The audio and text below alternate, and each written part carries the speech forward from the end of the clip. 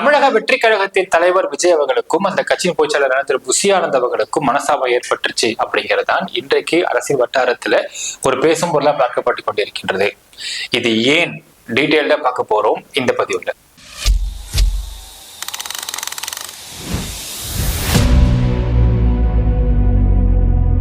அன்பார்ந்த மக்களுக்கு வணக்கம். நான் உங்கள் கார்த்திக் பிள்ளை அண்ட் வெல்கம் டு தி கேடி. தமிழக வெற்றி கழகம் நம்ம எல்லாருக்குமே தெரியும். திரு விஜய் அவர்கள் ஆரம்பிக்கப்பட்ட ஒரு கட்சி. திரு விஜய் அவர்கள் ஒரு குப்பனோ சுப்பனோ முனியனோ இருந்து இந்த கட்சியை ஆரம்பிக்கல மக்களே. அவர் ஒரு பொலிட்டிக்கல் அவருடைய ஸ்டாண்ட் எடுக்கிறதுக்கு முன்னாடி, ஒரு பொலிட்டிக்கலா அவருடைய லைஃப் ஆரம்பிக்கிறதுக்கு முன்னாடி அவர் சினிமால ஒரு மிகப்பெரிய ஆர்டிஸ்டா இருந்திருக்காரு, ஒரு ஸ்டாரா இருந்திருக்காரு. இன்றைக்குமே திரு விஜய் அவர்கள் எங்கேயாச்சும் போனாருன்னா கூட்டம் தானாகவே கூடக்கூடிய அளவுக்குத்தான் அவர் பிரபலமானவர் எல்லாருக்குமே தெரியும். இப்படிப்பட்ட விஜய் அவர்கள் அவரோட கட்சி அது அரசியல் அப்படிங்கிற பிரவேசம் தொடங்கும் பொழுது ஒரு கட்சியை ஸ்டார்ட் பண்றாரு. அந்த கட்சிக்கு அவருடைய ரசிகர் மன்றத்துல மிக முக்கியமான பொறுப்பு வகித்த திரு புசி ஆனந்த் அவர்களுக்கு அந்த பொதுச்செயலாளர் பதவியை கொடுத்தாரு அப்படிங்கிறதே ஃபர்ஸ்ட் ஒரு பேசும் பொருளாக மாறியது. நம்ம எல்லாருக்குமே தெரியும், கொஞ்ச நாளைக்கு முன்னாடி இந்த கட்சி தொடங்கப்பட்ட இந்த வேலைகள்ல பாத்தீங்கன்னா அவருடைய விஜய் அவர்களுடைய அரசியல் வாழ்க்கையை மொத்தமா பாத்துக்கிறதாக திரு எஸ்ஏசி அவர்கள் கூறியதாகவும், அந்த சமயத்துல எஸ்ஏசி அவர்களை விலக்கி வைக்கிறதாக விஜய் அவர்கள் முடிவெடுத்ததாகவும் ஒரு செய்தியெல்லாம் படிச்சிருப்போம் நம்ம. அந்த சமயத்துல எஸ்ஏசி அவர்கள் என்னன்னா ஒரு பேட்டி கொடுத்தப்ப சொல்லியிருந்தாரு, நான் அவர் சுத்தி விஜய சுத்தி இருக்கிறவங்க எல்லாம் போலியா இருக்கிறாங்க, ஏமாத்துக்காரனா இருக்கிறாங்க. உதாரணத்துக்கு அவர் பேரை சொல்லலன்னு நான் நினைக்கிற மக்களே, நாட் ராங். கூட இருக்க ஒருத்தர் இருக்காரு, அவர் தான் ஃபுல்லா பாத்துக்கிறாரு விஜய கட்சி ரீதியா அரசியல் வாழ்க்கைய. அப்போ அவர்கிட்ட ஒரு வேலை கொடுக்கப்படுது, அந்த வேலையை செஞ்சுட்டு இருக்காரு. செய்ய வேண்டியது அவருடைய கடமை, அவருடைய பொறுப்பு. அப்போ ஒரு ஆளை ஒரு நபரை கூப்பிடுறாரு. கூப்பிட்டுட்டு, எப்பா நான் இங்க ஒரு பெஞ்ச் இருக்கு, இந்த பெஞ்ச்ல நான் படுத்துக்கு தூங்குற மாதிரி தூங்குறேன், நீ போட்டோன்னு சொல்றாரு. அந்த பெஞ்ச்ல படுத்திருக்கிற மாதிரி அவர் படுத்துட்டு ஒரு போட்டோ எடுக்கப்படுது. அந்த போட்டோவை விஜய்க்கு டேக் பண்ணி அனுப்பினாரு அப்படின்னு ஒரு விஷயம் சொல்லப்பட்டுச்சு.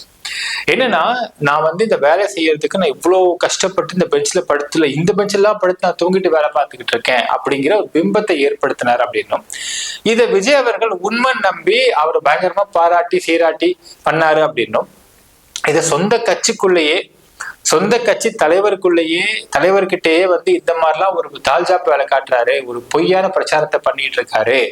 இந்த கட்சி இப்படி நடந்துச்சுன்னா எப்படி விஜய் அவர்கள் இந்த கட்சியை வச்சு முன்னேற முடியும் அப்படிங்கிற மாதிரி எஸ்ஏசி அவர்கள் கொடுத்த ஒரு இன்டர்வியூல ஒரு விஷயம் கேள்வி பார்த்திருப்போம் மக்கள். நமக்கு இப்ப அதான் ஞாபகம் வருது. என்னன்னு பாத்தீங்கன்னா, ஆதவ் அர்ஜுனா நம்ம எல்லாருக்குமே தெரியும். அவர் ஒரு வாய்ஸ் ஆஃப் காமன்ஸ் ஒரு நடத்திட்டு இருக்காரு, ஒரு என்ஜிஓ நடத்திட்டு இருக்காரு. அது பேசிக்கா ஒரு பொலிட்டிக்கல் ஸ்ட்ராட்டஜி பண்ணக்கூடிய ஒரு கம்பெனி நடத்திட்டு இருக்காரு. It is not NGO, it's company மக்களே. ஃபர்ஸ்ட் என்ஜிஓவா தான் ஆரம்பிச்சிருந்தாரு நம்ம கேள்விப்பட்டிருப்போம். அப்புறமா இதை ஒரு பொலிட்டிக்கல் ஸ்ட்ராட்டஜி கம்பெனியாக அதை உருமாத்தி இருக்காரு அப்படின்னு ஒரு தகவல். ஏன்னா ஆரம்பத்துல அரசியலுக்குள்ள என்ட்ராகும்போது எனக்குன்னு எந்த ஒரு கம்பெனியும் இல்லை, எந்த ஒரு அசட்டுமே கிடையாது அப்படிங்கிற மாதிரி ஒரு பிம்பத்தை ஏற்படுத்துற மாதிரி கொண்டு வரும்பொழுது கூட இது ஒரு என்ஜிஓவா வச்சிருக்கேன் வாய்ஸ் ஆஃப் காமன்ஸ் சொல்லி ஆரம்பிச்சாரு. ஆனா பின்னாடி அது ஒரு பொலிட்டிக்கல் ஸ்ட்ராட்டஜி பண்றாரு அப்படிங்கும் பொழுது அது என்ஜிஓவாக இருப்பதற்கு வாய்ப்பு இல்லை. It is becoming an organization கம்பெனின்றது தெளிவாகிறது. இப்போ விஜய் அவர்கள் அவருடைய பொலிட்டிக்கல் ஸ்டாண்டையும் பொலிட்டிக்கல் ஸ்ட்ராட்டஜி பண்றதுக்கும் அவருடைய வாய்ஸ், அவர் என்ன செய்யறாரு, என்ன செய்யணும் செய்யக்கூடாது, அவர் கட்சி என்ன செய்யணும் அப்படிங்கிறது எல்லாத்தையும் ஸ்ட்ராட்டஜி பண்ணக்கூடிய இடத்துல திரு ஆதவ் அர்ஜுனா இருக்கிறார். ஆனால் இந்த இடத்துல திரு ஆதவ் அர்ஜுனா அவர்கள் ரீசெண்டா அறிக்கையை ரிப்போர்ட்டை கொடுத்திருக்காரு விஜய் கிட்ட. அந்த ரிப்போர்ட்டை படிச்சு பார்த்த திரு விஜய் அவர்கள் புசி ஆனந்தை கூப்பிட்டு, நீங்களும் அப்படி பண்ணுவீங்க நான் எதிர்பார்க்கல, நீங்க ஏன் அப்படி பண்ணீங்க அப்படிங்கிற மாதிரி ரொம்ப வருத்தப்பட்டு பேசியதாக ஒரு செய்தி வெளியாச்சு. அதற்கு பிறகுதான் விஜய் வர்சஸ் புசி ஆனந்த் அப்படிங்கிறது மாறி இருப்பதாக வெளியே அரசியல் பிரவேசங்கள் பேசப்பட்டுச்சு. இப்போ இந்த ஒரு விஷயத்தை கேட்கும்போது நமக்கு என்ன விஷயம் ஞாபகம் வருதுன்னு பாத்தீங்கன்னா மக்களே, நமக்கு ஒரு சில நபர்கள் சொன்ன வச்சு நான் சொல்றேன் உங்களுக்கு. இங்க இதே வாய்ஸ் ஆஃப் காமன்ஸ்ல ஸ்ட்ராட்டஜி பண்ணக்கூடிய இடங்கள்ல என்ன ஸ்ட்ராட்டஜி ஆதவ் அர்ஜுனா அவருடைய ஆபீஸ்ல ஃப்ரேம் பண்ணப்பட்டாலும் அந்த ஃப்ரேம் பண்ணப்பட்ட ஸ்ட்ராட்டஜியை ஆக்ஷனா கொண்டு வர்றதுக்கு it has to go through a proper line அப்படிங்கிற மாதிரி திரு புசி ஆனந்த் மூலியமாகத்தான் அது போகின்றது அப்படிங்கிற ஒரு விஷயம் வெளியாகுது. அதாவது ஆதவ் அர்ஜுனா விடுதலை கட்சியில இருந்து டிவிகேக்கு உள்ள வராரு. உள்ள வந்தோடனே எங்க திரு புசி ஆனந்தோட இடத்த அவர் கேப்சர் பண்ணிருவாரோ அப்படிங்கிற ஒரு தடுமாற்றம் ஆரம்பத்திலே இருந்துச்சு பார்த்திருப்போம். ஆனால் விஜய் அவர்கள் இந்த ஹைரார்கியை உடைச்சிடக்கூடாது, இதை வந்து ப்ராப்பரா வந்து நம்ம சிக்கல் இல்லாம கொண்டு போகணும் அப்படிங்கிறதுக்காக என்னதான் பொலிட்டிக்கல் ஸ்ட்ராட்டஜி ஆதவ அர்ஜுனா பண்ணாலும் அந்த political strategy it has to come through secretary and then to the head president அப்படிங்கிற மாதிரி அது ஒரு ஃபார்மட் வச்சிருந்திருக்காரு. இது ஸ்லோவா உடைய ஆரம்பிச்சப்போ ரீசெண்டா பாத்தீங்கன்னா விஜய் அவர்கள் ஆதவ அர்ஜுனா ஆபீஸ்க்கு வந்ததையே ஒரு பெரிய நியூஸாக போடப்பட்டுச்சு. ஏன்னா பொலிட்டிக்கல் ஸ்ட்ராட்டஜி பண்ணக்கூடிய ஆஃபீஸ்க்கு வந்து விஜய் வராரு, என்ன பேச போறாரு, என்ன செய்ய போறாங்க, அடுத்தது என்ன மூவ் பண்ண போறாங்க அப்படிங்கிற மாதிரியான ஒரு பெரிய டாக் போச்சு. நாம் விசாரித்த வரையில் விஜய் அவர்கள் ஆதவ அர்ஜுனா ஆபீஸ்க்கு போனது அப்படிங்கிறதே இங்க திரு புஷி ஆனந்த் அவர்கள் எந்த அளவுக்கு அவருக்கு பல இடங்கள்ல பல விதங்கள்ல தடையா இருந்துகிட்டு இருக்காரு for the growth of the political party அப்படிங்கறது டிஸ்கஸ் பண்றதுக்காகத்தான் விஜய் அவர்கள் வந்து டைரக்டா அங்க போனாரு அப்படிங்கிற மாதிரி தகவலும் வெளியாகிறது. இது எனக்கு அப்பயே வெளியாச்சு நமக்கு மக்களே. ஆனால் அதை தொடர்ச்சியாக ரீசெண்டா அங்க ஆதவ அர்ஜுனா கொடுத்த ஒரு ரிப்போர்ட்டின் அடிப்படையில தான் திரு விஜய் அவர்கள் புஷி ஆனந்த நீங்க இப்படி பண்ணுவீங்க நான் எதிர்பார்க்கவே இல்லை அப்படிங்கிற மாதிரியான ஒரு ரிஃப்ளெக்ஷன் கொடுத்திருக்கிறார். ஸோ இப்போ இன்னொரு விஷயம் பார்க்க வேண்டும். நான் ஃபர்ஸ்டே சொன்ன பாருங்க மக்களே, ஆதவ அர்ஜுனா ஆபீஸ்ல ஒரு பொலிட்டிக்கல் ஸ்ட்ராட்டஜியா ஏதாவது ஒர்க் அவுட் பண்ணி ஏதாவது பேசினா கூட அதுக்கு எப்படி புஷியா அந்த முட்டுக்கட்டை போடுவாரு அப்படின்ற ஒரு தகவல் நான் சொல்றேன். அதாவது நம்ம எல்லாருக்குமே தெரியும், விஜய் அவர்கள் ஒரு ஸ்டாரா இருந்து பெரிய ஸ்டார்டமா ஒரு மிகப்பெரிய ஒரு மார்க்கெட் உள்ள ஆக்டரா இருந்துதான் ஒரு பொலிட்டிக்கலுக்கு வந்திருக்காரு. In fact that's a different scenario. சினிமாவோட பொலிட்டிக்கல் அப்படிங்கிறதுல ஏகப்பட்ட பணப்புழக்கம் அதிகமாக இருக்கும், பணம் வந்து கொட்டும்ன்றதுல அது வேற சினாரியோ. பட் ஸ்டில் நம்ம இதை வந்து ஒரு ஸ்ட்ராட்டஜிக்கலா யோசிச்சு பார்த்தா விஜய் இன்னைக்கு ரோட்ல இறங்கினாரு அப்படின்னா கண்டிப்பா பெரிய கூட்டம் காசு கொடுக்காமலே கூடும்.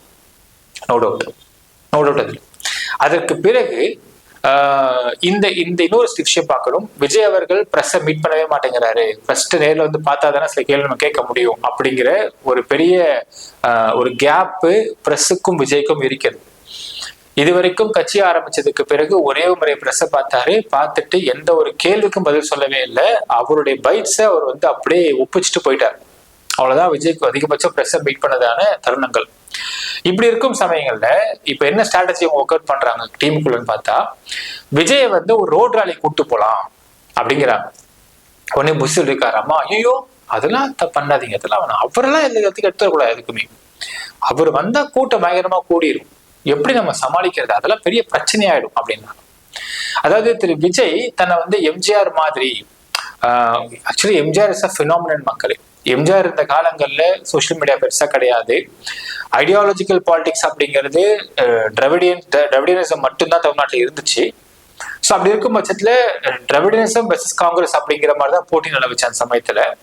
அண்ட் எம்ஜிஆருடைய ஸ்டார்டமும் எம்ஜிஆரோட ஃபினாமினலான அந்த ஒரு பெரிய அங்கீகாரமும் அவருக்கு அது மேற்கொண்டு அதிகப்படுத்த எம்ஜிஆர் மெயினா அந்த சமயத்துல ஃபோக்கஸ் பண்ணது ரோட் ஷோஸ், மேடைகள், ரோட்ல நடந்து போவார். அப்ப வந்து என்ன சொல்லுவாங்கன்னு பாத்தீங்கன்னா, எம்ஜிஆர் நடந்து போனாருன்னா மத்தவங்க கூட இருக்கவங்க ஓடி போகணும்னு சொல்லுவாங்க.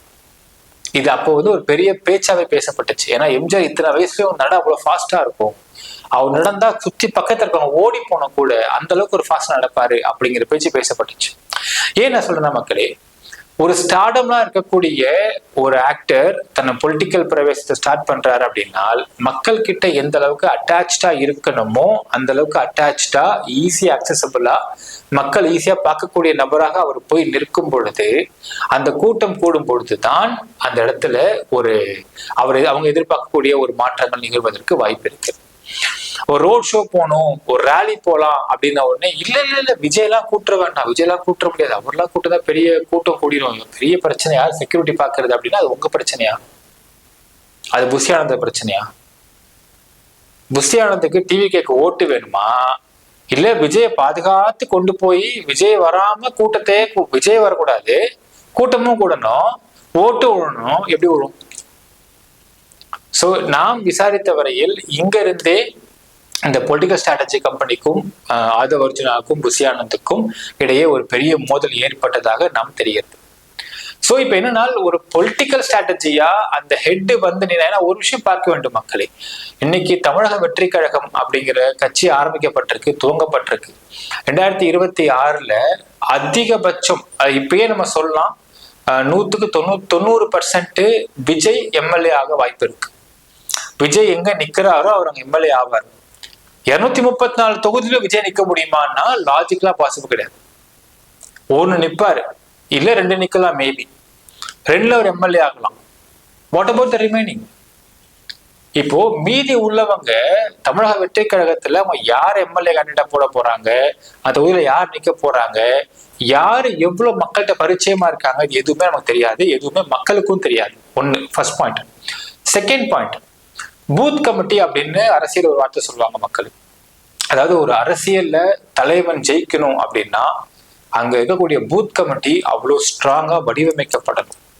இன்னைக்கு பிஜேபி வந்து கன்சிஸ்டண்டா 3 இயர்ஸா 3 டென்யூர்ஸா அவங்க வந்து சென்ட்ரல் அடிச்சிருக்காங்க அப்படின்னா 50 இயர்ஸா அவங்க வந்து கொஞ்சம் கொஞ்சமா போட்ட விதை, அந்த பூத் கமிட்டி விதை தான். இன்ஃபேக்ட் நம்ம வந்து ஹிந்துத்துவா பேசுறாங்க, இது வந்து மத அரசியல் கொண்டு வராங்க அப்படிங்கிறதெல்லாம் அடுத்தடுத்த பார்ட். மத அரசியல பூத் கமிட்டி லெவல்லையும் கீழே உள்ள மக்கள் மனசு லெவல்லையும் அவங்க போய் விதைச்சாங்க பாருங்க. அதுக்கு சிங்கிளால பண்ணிருக்க முடியாது. அந்த பிஜேபியில பூத் கமிட்டி நார்த்ல ஒரு ஸ்ட்ராங்கா இருந்ததுனாலதான் அவங்களால மேல வரைக்கும் கொண்டு வர முடிஞ்சது. ஒரு பூத் கமிட்டி நீங்க கூப்பிட்டு கேட்கறீங்கன்னா, என்னுடைய ஏரியால என்னுடைய வட்டத்தை என்னோட வார்டுக்குள்ள 3 தெரு இருக்குன்னா அந்த 3 தெருவுல யார் எவன் எங்க இருக்காங்க, எத்தனை குடும்பத்தை எத்தனை பேர் இருக்காங்க, எத்தனை ஓட்டு நம்ம கிடைக்க வாய்ப்பு இருக்கு, இவன் எந்த கட்சிக்காரன், அந்த கட்சிக்காரனா இருந்தாலும் அவனை நம்ம கட்சியால மாத்துறதுக்கு நான் என்ன பிளான் பண்ணிருக்கேன், என்ன பண்ண போறேன், இந்த அளவுக்கு அவனோட டீடைல்ஸ் தெரிஞ்சிருக்கும் ஒரு பூத் கமிட்டி ஆளுக்கு.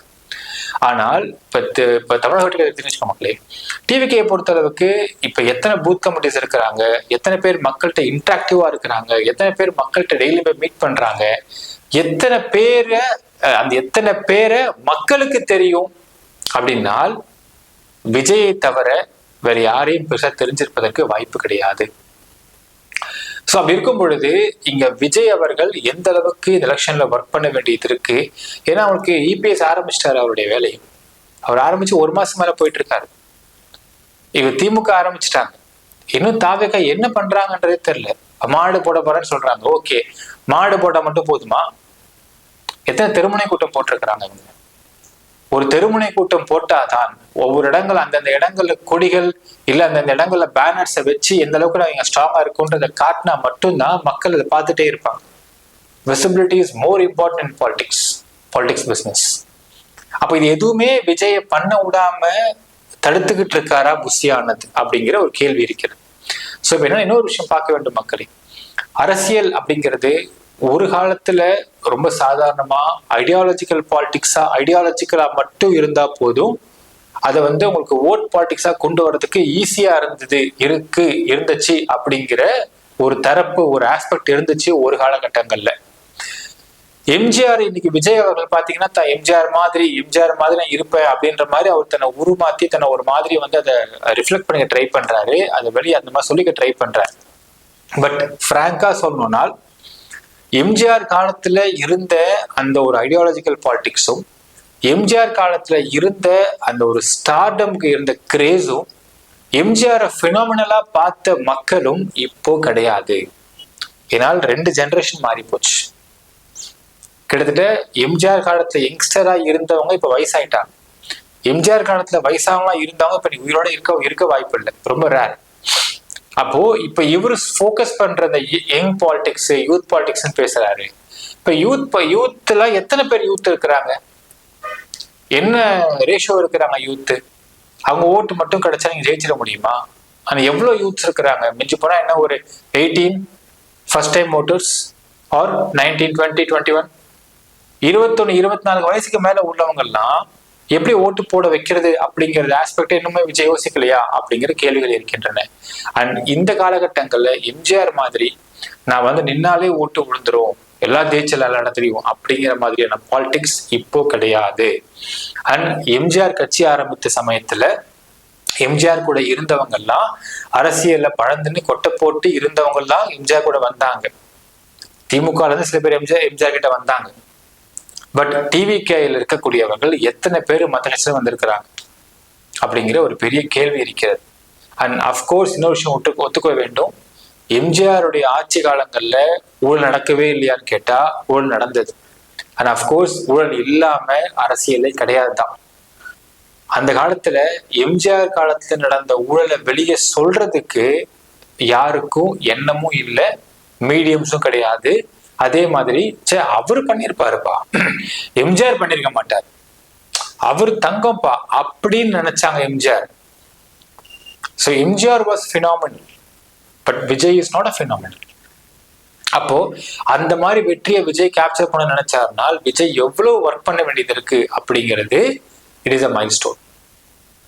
அப்படி இருக்கும் பொழுது இது வரைக்கும் ஒரு வேலையும் பண்ணாம இருந்துட்டு இருக்காரு விஜய் அப்படின்னால் அப்போ யாரு தடையா இருந்துட்டு இருக்கிறாங்க அதுக்கு அப்படிங்கிறதையும் விஜய் பார்க்க வேண்டும். இன்னொரு பெரிய விஷயம் பார்க்கணும் மக்களே. அதாவது புஷி ஆனந்த் அவர்கள் பாண்டிச்சேரியில ஒரு எம்எல்ஏவா இருந்திருக்கிறாரு, ரைட்?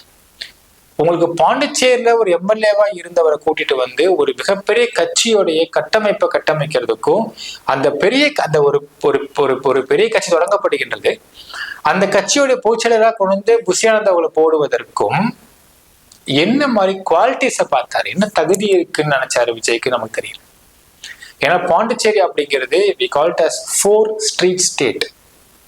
அங்க நம்ம ஊர்ல ஒரு கவுன்சிலர் எலெக்ஷன்ல நின்று கவுன்சிலர் ஜெயிக்கிறதும் அந்த ஊர்ல எம்எல்ஏ ஜெயிக்கிறதும் ஒண்ணுதான். அங்க இருக்கக்கூடிய ஓட்டுக்கு ரொம்ப கம்மி, சில ஆயிரங்கள் ஓட்டு வாங்கினாலும் எம்எல்ஏ ஆயிடுவாங்க. ஒரு 4 ஸ்ட்ரீட் ஸ்டேட்ல இருக்கக்கூடிய எம்எல்ஏவை கூட்டிட்டு ஒரு பெரிய கட்சியை நிர்வகிக்கிற கட்டமைப்புல இருக்கக்கூடிய பூச்சில விஜய் போட்டிருக்காரு அப்படின்னால் விசுவாசம் என்பது வேறு, அரசியல் என்பது வேறு. அரசியல்ல விசுவாசிகள் இருக்கலாம், ஆனா விசுவாசிங்க எல்லாரையுமே அரசியல நீங்க முழுசா கொண்டு சேர்த்துட்டீங்க அப்படின்னா then you will be facing the failure. ஏன்னால் விஜய் அதாவது நான் சொல்ற மக்களே, புஷி ஆனந்தை பொறுத்தளவுக்கு 4 பேர் நடந்து போனா போதும் நம்ம ஓட்டு கிடைச்சிரும் எம்எல்ஏ ஆயிடலாம் அப்படிங்கிற மாதிரி தமிழ்நாடு கிடையாது. தமிழ்நாடுல இருந்து தகுதி இருக்கு, இட்ஸ் அ பிக் கான்ஸ்டிடுவன்சி. எல்லாம் ஒன்னொன்னுமே பெரிய கான்ஸ்டிடுவன்சிஸ் ஃபேஸ் பண்ணி பார்க்கணும்.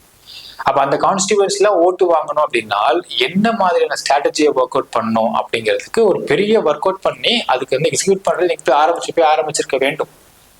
எதுவுமே பண்ணாம இருக்கிறார்கள் என்றால் இன்னொரு விஷயம் பார்க்கணும் மக்களே. இந்த ஒரு எலெக்ஷன் தான் விஜய்க்கெல்லாம்.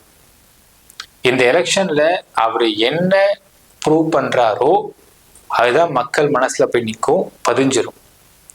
சப்போஸ் அவர் சரியா ப்ரூவ் பண்ண முடியாம போய் அவரு மட்டும் எம்எல்ஏவா ஜெயிச்சுட்டா இருப்பா, வேற யாரும் நிக்கவும் இல்லை, நின்னாலும் ஜெயிக்கவும் முடியல அப்படிங்கிற மாதிரியான சினாரியோ வந்துருச்சுனால் இவ்வளவுதான். 8% ஓட்டும் கிடைக்கல, அங்கீகாரம் கிடைக்காது அந்த கட்சிக்கு. அப்போ இவ்வளவுதான் விஜயோட கட்சி அப்படிங்கிற ஒரு முத்திரை குத்தப்பட்டுருச்சு அப்படின்னால் இந்த ஒரு சினாரியோவையும் இந்த ஒரு வார்த்தையும் மாத்துறதுக்கு விஜய் பாடுபட வேண்டியது இருக்கும்.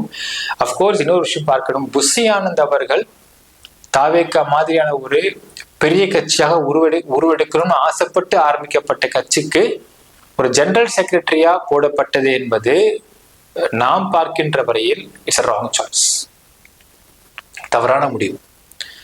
தமிழ்நாட்டு பாலிடிக்ஸ்ல இருந்த இல்ல இங்க பழந்தன்னு கொட்டை போட்ட இல்ல இங்க ரொம்ப டீப்பா இருக்கக்கூடிய இல்ல வேற யாராவது ஒரு நபர்கள் அரசியல ஊறி போன ஆட்கள் தமிழ்நாட்டுல இருக்க ஆளை நீங்க ஒரு ஜெனரல் செக்ரட்டரியா போட்டிருக்க வேண்டுமே தவிர புதுச்சேரியை ஸ்ட்ராங்கா மையமா வச்சுட்டு இருக்க ஒரு நபரை அங்க எம்எல்ஏவா இருந்திருக்கலாம். அது இஸ் ஈக்குவல் டு கவுன்சிலர் தான்.